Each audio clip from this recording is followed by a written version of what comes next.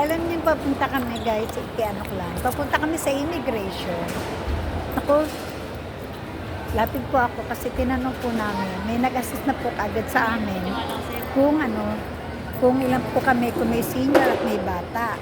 Ngayon po, sabi namin may senior at may bata. Pasok po kami doon sa loob. Pasok po kami doon sa loob. Doon sa, tinuro po kami doon para sa mga senior. And then, yung pagpasok namin doon sa senior,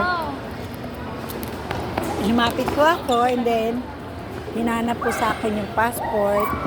And then, wala na. Binigay ko na lahat kasi kompleto ng dokumento. Kompleto dokumento, lahat yung travel clearance, lahat, etc. Tapos, yung passport ng apo ko, lahat. Nilagay ko na po doon, itinerary, ganyan.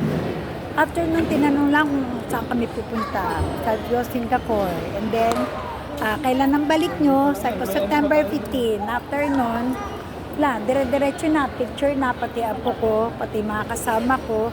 Ganun lang, wala lang tanong kung kailan pupunta, saan mo gagawin. Ganun lang, diretso na kami.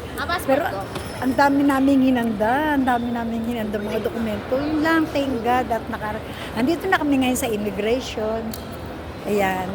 Immigration na kami, picture sa loob.